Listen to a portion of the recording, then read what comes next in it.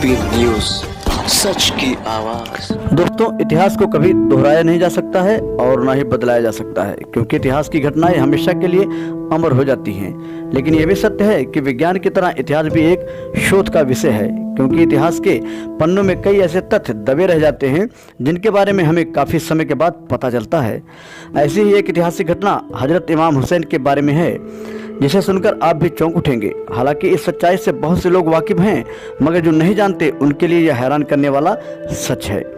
आज आपको बताएंगे कि नवासे रसूल हजरत इमाम हुसैन अलैहिस्सलाम को हिंदुस्तान क्यों प्यारा था और उन्हें करबला के जंग मैदान में हिंदुस्तान की हवाओं से कौन सी ऐसी मोहब्बत की खुशबू का एहसास हुआ कि वो हिंदुस्तान जाना चाहते थे। हिंदुस्तान में उज्जैन के राजा चंद्रगुप्त से इनकी क्या सगी रिश्तेदारी थी, आज हम आपको बताएंगे अपनी इस खास रिपोर्ट में। तो बने रहिए हमारे इस चैनल पर। अगर अब तक आपने इस चैनल को सब्सक्राइब नहीं किया है तो चैनल को सब्सक्राइब करके बेल आइकन जरूर दबाएं, ताकि आपको नई नई जानकारी मिलती रहे। दोस्तों, वैसे तो सब जानते हैं कि इमाम हुसैन मोहम्मद साहब के छोटे नवासे हजरत अली और फातिमा के पुत्र थे, जो किसी परिचय के मोहताज नहीं हैं। उनकी शहादत के बारे में भी हजारों किताबें मिल जाएंगी। दोस्तों, इससे पहले हम आगे बढ़ें, सर्वप्रथम आपको यह बताएंगे कि उन दिनों हजरत इमाम हुसैन अलैहिस्सलाम व उज्जैन के राजा चंद्रगुप्त ऐसी कौन सी रिश्तेदारी हो गई कि दोनों सगे संबंधी हो गए। इसे जानने के लिए आपको 6वीं शताब्दी के ईरान की तरफ चलना होगा, जहां उन दिनों सासानी खानदान के 29वें और अंतिम आर्य सम्राट यजदगर्द की हुकूमत थी।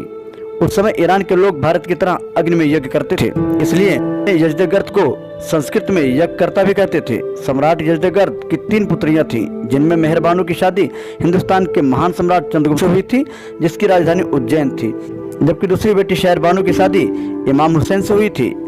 इस तरह चंद्रगुप्त व इमाम हुसैन रिश्ते में साधु बन गए थे। बताते चले कि हिंदुस्तान ले जाने के बाद उन्हें मेहरबानू का नाम चंद्रलेखा रख दिया।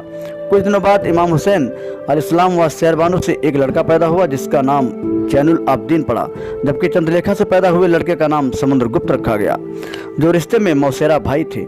इस बात की पुष्टि अब्दुल लतीफ बगदादी ने अपनी किताब तुहफतुल, और जिसका हवाला शिशिर कुमार मित्र ने भी अपनी पुस्तक विजन ऑफ इंडिया में भी किया है। बताते चले कि जब सन 681 में हजरत अली का निधन हो गया, यजीद सन 682 में खलीफा बन गया। यजीद सल्तनत की सारी सत्ता अपने हाथों में रखना चाहता था। कुछ लोगों ने डरवश यजीद का समर्थन कर दिया, लेकिन इमाम हुसैन को नापाक इरादों की सरपरस्ती मंजूर नहीं थी। यजीद तो युद्ध की तैयारी करके बैठा था, लेकिन अमन पसंद इमाम हुसैन युद्ध को टालना चाहते थे। यह हालत देखकर शहरबानू ने अपने पुत्र जैनुल आबदीन के नाम से एक पत्र उज्जैन के राजा चंद्रगुप्त को भिजवा दिया। बरसों तक यह पत्र ऐसे ही दबा रहा।